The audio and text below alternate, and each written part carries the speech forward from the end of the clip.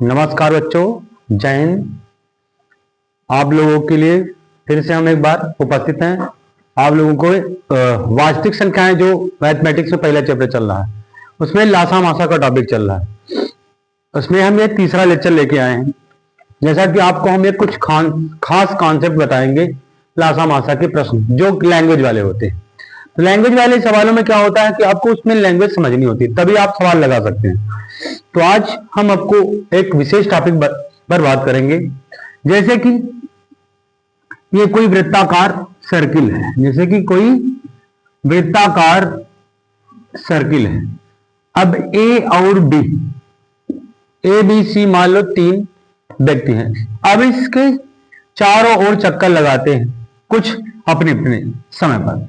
ये कुछ अपने समय पर, ये मान लो 5 मिनट में, ये आप मान लो 15 मिनट में, ये मान लो आप 20 मिनट में।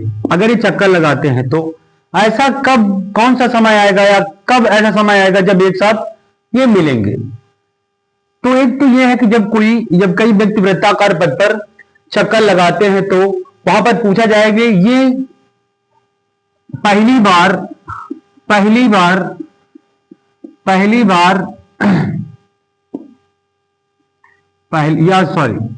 यहां मान लो कि ए बी सी इतने इतने मिनट में चक्कर लगा सकते हैं। तो ये जब एक साथ छूटते हैं, पहली बार एक साथ छूटते हैं, तो दोबारा आकर कहां पर मिलेंगे या कितने कितने समय बाद ये दोबारा मिलेंगे, ऐसे प्रश्न बनते हैं। या फिर कभी कभी इस तरह के सवाल आ जाते हैं कि किसी चौराहे पर 4 बत्तियां लगी। कितनी बत्तियां लगी? 4 बत्तियां, 3 बत्तियां लगी और वो बत्तियां कुछ निश्चित समयांतराल पर जलती बुझती हैं। तो एक बार प्रारंभ में एक साथ उनको जलाया जाएगा और पूछा जाएगा कि ये बत्तियां दोबारा फिर से कब एक साथ जलेंगी। या फिर ऐसा हो सकता है कि किसी मंदिर में कुछ घंटियां लगी हैं और वो घंटियां कुछ निश्चित समयांतराल पर बारी बारी से बजती हैं। तो पूछा जाएगा पहली बार इनको एक साथ इतने समय में बजाया जाता है, तो दोबारा कब ऐसा समय आएगा कि ये एक साथ बजेंगी। तो इनका एक कॉन्सेप्ट है,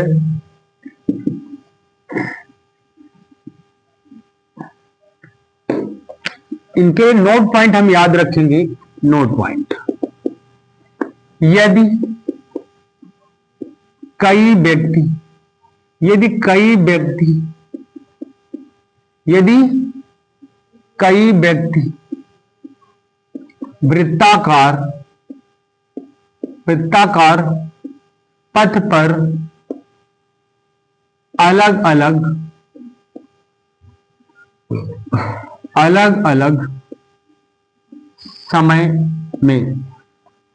वृत्ताकार पथ पर अलग अलग समय में चक्कर लगाते हैं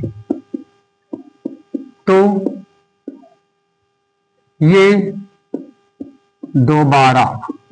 दोबारा एक साथ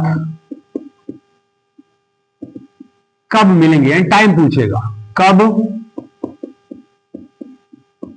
मिलेंगे। तो इसमें हमने क्या बताया आप लोगों को कि यदि कई व्यक्ति वृत्ताकार पथ पर अलग अलग समय में चक्कर लगाते हैं तो ये दोबारा एक साथ कब मिलेंगे। यानी पहली बार तो ये जब छूटेंगे तो एक ही समय पर, लेकिन दोबारा कब मिलेंगे, इस तरह का। उसके बाद पॉइंट नंबर 2, यदि कई बत्तियां या फिर घंटियां बत्तियां हैं या फिर घंटियां हैं। अगर बत्तियां हैं तो जलेंगी बुझेंगी और घंटियां हैं तो बजेंगी। यदि कई बत्तियां या घंटियां पहली बार एक साथ, यदि कई घंटियां या बत्तियां अलग अलग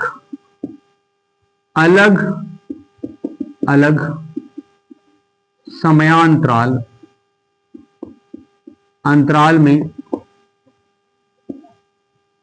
जलती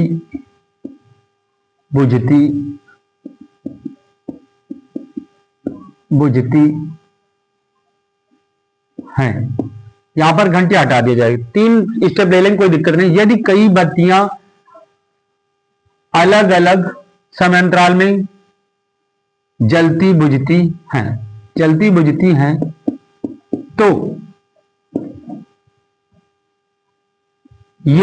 तो ये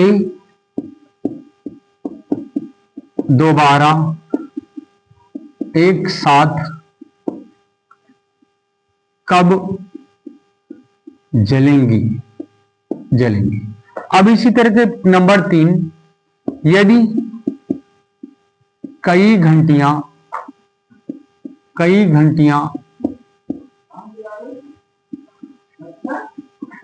अलग अलग समयांतराल में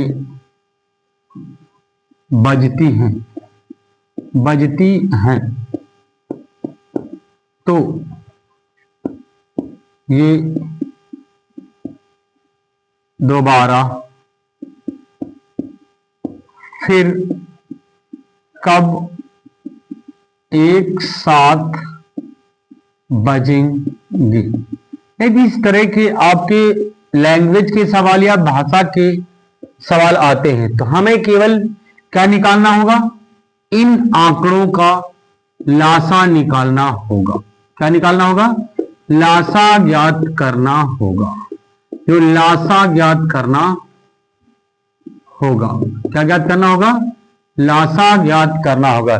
जो लासा ही होगा वो क्या होगा, दोबारा एक साथ मिलने का समय या दोबारा एक साथ जलने का समय, या फिर घंटियां हैं तो दोबारा एक साथ बजने का समय मिल जाएगा।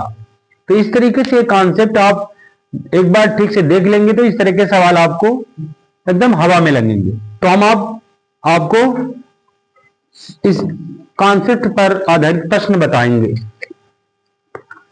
जैसा कि डॉक्टर मनोहर की बुक का 11वां सवाल है, इसमें कहा जा रहा है किसी खेल के मैदान के चारों ओर एक वृत्ताकार पथ है।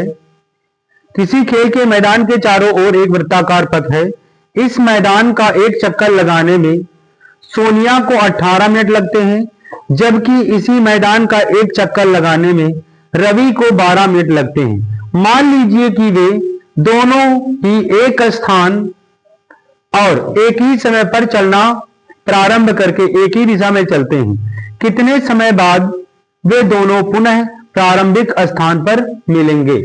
तो हमें यह याद रखना है कि एक साथ दोबारा कब मिलेंगे, या दोबारा एक साथ कब बजेंगे, या दोबारा एक साथ कब जलेंगे। तो इस तरह के आपके सेंटेंस मिल जाएंगे, तो इससे हमें पता चल जाएगा कि ये पूछ क्या रहा। तो दोबारा एक साथ कब मिलेंगे, या दोबारा एक साथ कब जलेंगे, या दोबारा एक साथ कब बजेंगे। तो यहीं पर पूछा जा रहा है कि एक वृत्ताकार पथ है जिसमें एक व्यक्ति है सोनिया, जो उसका एक चक्कर या एक राउंड लगाने में 18 मिनट लेती है, जबकि वहीं पर एक व्यक्ति है रवि, उस वृत्ताकार पथ का एक चक्कर लगाने में 12 मिनट लेता है। तो ये एक साथ एक ही समय पर एक स्थान से दोनों चालू करते हैं भागना और एक ही दिशा में। तो ये पूछा जा रहा है कि दोबारा एक साथ कितने समय बाद मिलेंगे। तो इस तरीके से हल। तो हल सोनिया का समय या फिर सोनिया को एक चक्कर लगाने में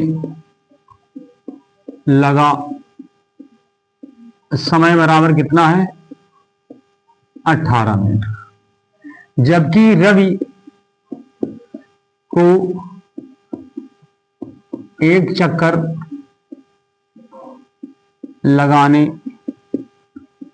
में लगा समय बराबर 12 मिनट है। अब इसका हम क्या निकालेंगे, लासा। क्या निकालेंगे? लासा। तो इसको हम क्या लिख सकते हैं? 18 को 2 नवा 18, 2 की पावर 1 अभाज्य गुणनखंड कर लेंगे 60 में जल्दी जल्दी, और इसे हम 4 3 12, 2 की पावर 2 और 3। तो यहां पर इन आंकड़ों को हम निकालेंगे एलसीएम। जो एलसीएम होगा वही होगा दोबारा एक साथ मिलने का समय। तो हम देखेंगे यहां पर केवल 2 और 3 ही गुणनखंड हैं। तो हमने बताया था पिछली क्लास में कि जब लासा निकालते समय अभाज्य गुणनखंडों में क्या देखते हैं कि कितने गुणनखंड हैं दोनों आंकड़ों में। तो देखें 2 और 3 ही गुणनखंड है। तो लासा याद करते समय हम अभाज्य गुणनखंडों में बड़ी पावर देखते थे। 2 की सबसे बड़ी पावर क्या है? 2, और 3 की सबसे बड़ी पावर क्या है? 2। तो इस तरीके से इनका एलसीएम आ जाएगा 2 दूनी 4 और 3 त्रिक का 9 अर्थात 36। तो इस तरीके से लिखेंगे। अतः दोनों दोबारा, इस प्रकार दोनों दोबारा कब मिलेंगे? अतः दोनों दोबारा 36 मिनट बाद फिर मिलेंगे। तो इस तरीके से इसका आंसर ये हुआ। अब इसका सवाल, ये बुक का कौन सा नंबर का सवाल है? 12वां प्रश्न। कौन सा? 12वां प्रश्न। अब इसी बेस पर आधारित क्वेश्चन आपका एक 15 नंबर है। कौन सा नंबर?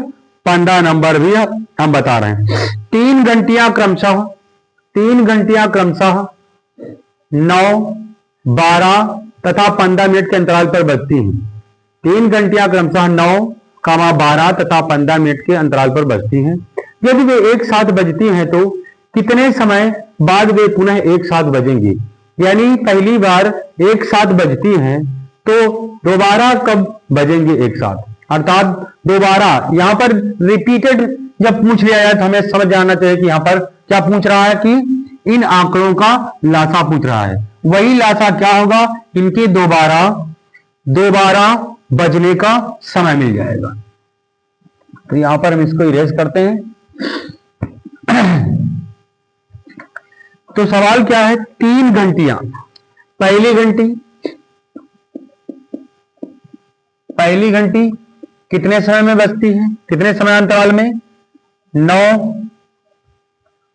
9 मिनट बाद। पहली घंटी के बजने का समयांतराल 9 मिनट, दूसरी घंटी के बजने का समयांतराल 12 मिनट, और तीसरी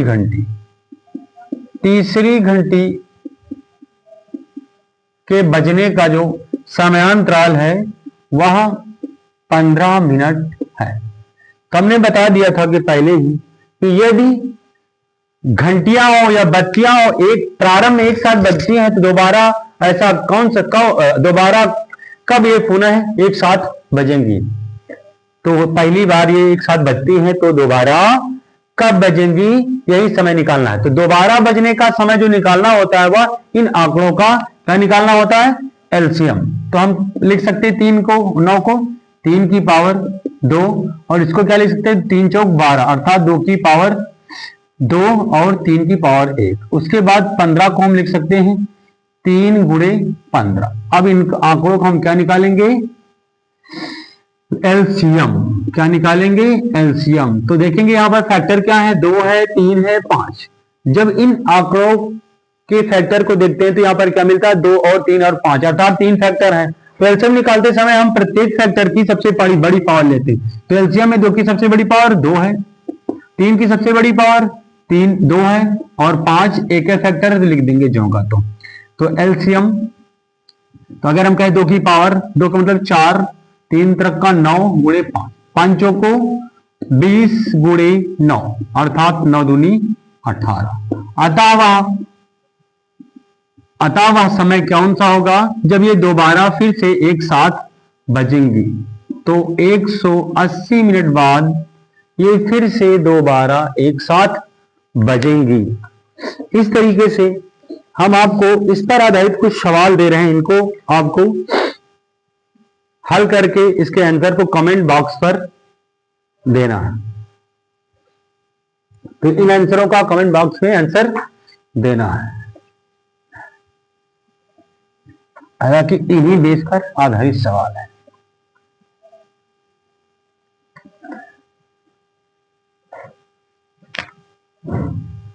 तो सवाल क्या है? प्रश्न नंबर 1 होमवर्क के रूप में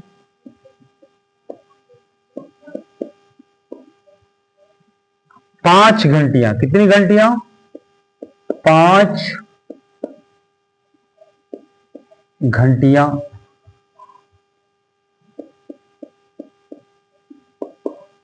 5 घंटियां एक साथ बजना आरंभ करती हैं। एक साथ बजना आरंभ होकर, एक साथ बजना आरंभ होकर, एक साथ बजना आरंभ होकर क्रमशः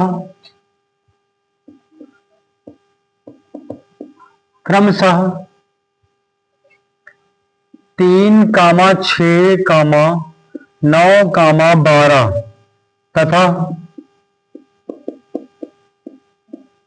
15 सेकंड के अंतराल पर बजती रहती हैं। के सेकंड के अंतराल पर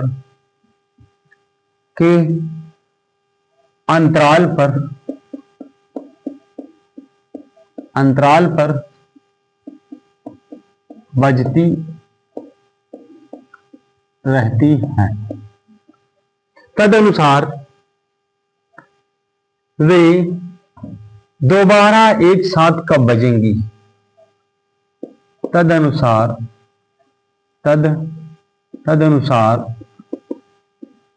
ये दोबारा एक साथ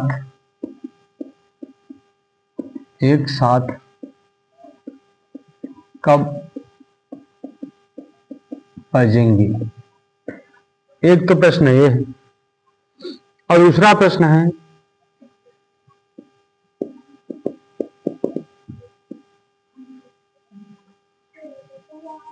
3 घंटियां एक साथ, 3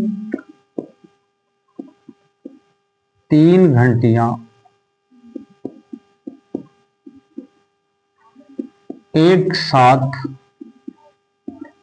3 घंटियां एक साथ क्रमशः 20 मिनट, 30 मिनट,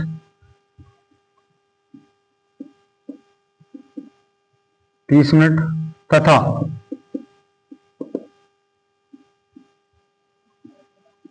40 मिनट के अंतराल पर बजती है।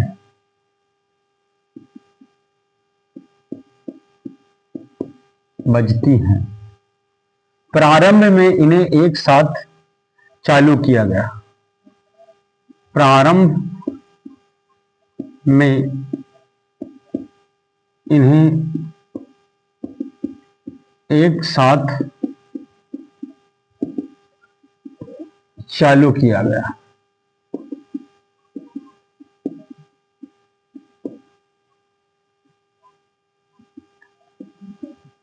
दोबारा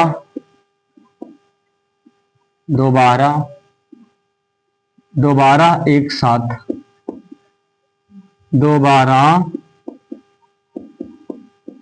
साथ कब बजेंगी?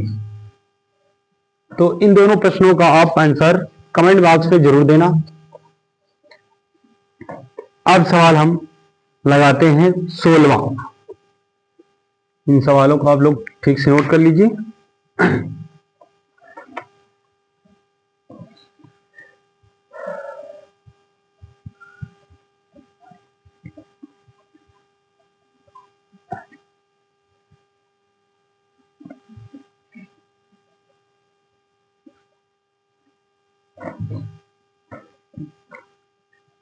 अब प्रश्न है इसका 16वां नंबर प्रश्न है, प्रश्न नंबर 16वां प्रश्न कहता है कि एक कैंटीन में 144 कार्टून कोक के तथा 90 कार्टून पेप्सी के हैं।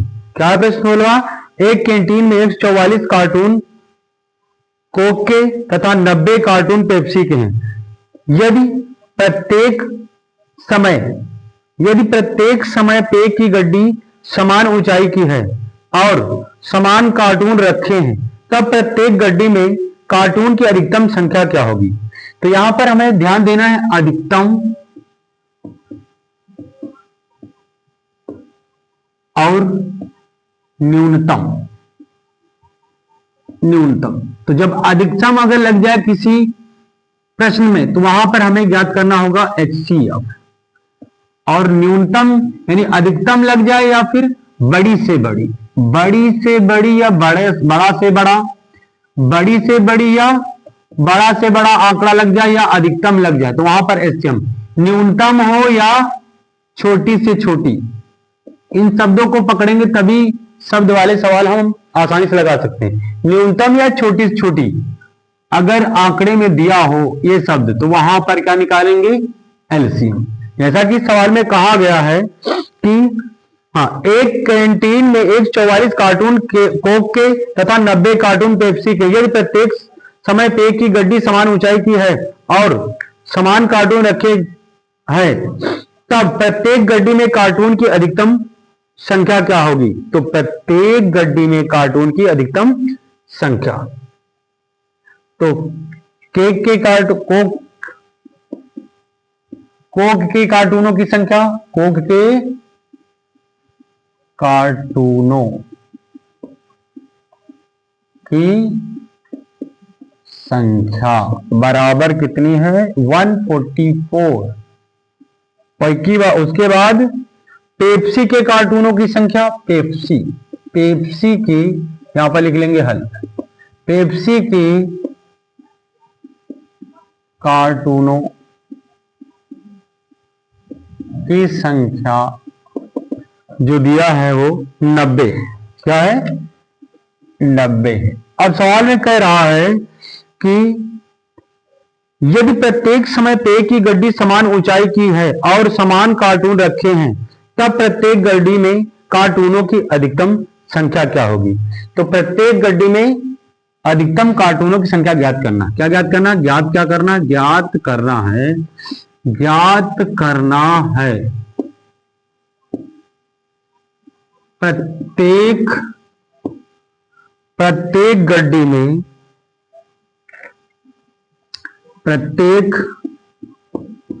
गड्डी में अधिकतम कार्टूनों की संख्या, ये हमें क्या करना है? ज्ञात करना है। तो अब निकालेंगे, क्योंकि लगा है शब्द अधिकतम तो यहां पर क्या निकालना होगा? इन आंकड़ों का मासा।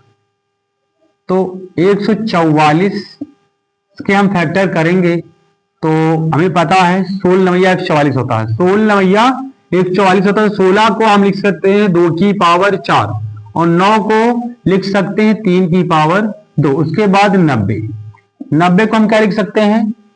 तो 90 को अगर हम फैक्टर करें तो 45 दूना 90 और 9 बचे 45, तो पहले 2 गुणे 9 गुणे 5 अर्थात 2 की पावर 1 गुणे 3 की पावर 2 गुणे 5। तो इस तरीके से क्या आ जाएगा?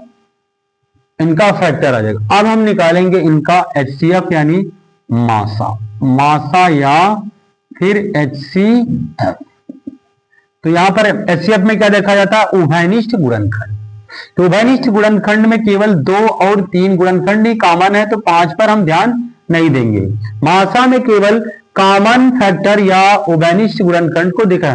यहां पर उभयनिष्ठ 2 है और 3 है, तो मासा ज्ञात करते समय हम सबसे छोटी घात लेते हैं। जैसा कि हर एक क्लास में हमने बताया कि आपको मासा ज्ञात करते समय जब अभाज्य गुणनखंड विधि द्वारा मासा ज्ञात किया जाता है तो हम क्या देखते हैं? केवल और केवल उभयनिष्ठ फैक्टर या गुणनखंड। तो 2 की पावर 4 है, यहाँ पर 2 की पावर 2 है, तो छोटी घात लेते हैं वहां सामने, यहाँ पर 2 आ जाएगा और 3 की पावर 2 आ जाएगा। तो कुल मिला के आपको कितना आ जाएगा, 3 की पावर 2 9 और 9 दूनी 18। अतः एचसीएफ कितना आ गया, 18 आ गया। अब लिखेंगे अतः प्रत्येक गड्डी में कार्टूनों की संख्या 18 होगी। लिख देंगे अतः प्रत्येक गड्डी में कार्टूनों की संख्या 18 होगी। इस तरीके से उम्मीद करते हैं कि आप लोगों को ये कॉन्सेप्ट अच्छे समझ में आया होगा। तो हम आज यहीं पर क्लास को वाइंड अप करते हैं। जय हिंद, जय भारत, नमस्कार।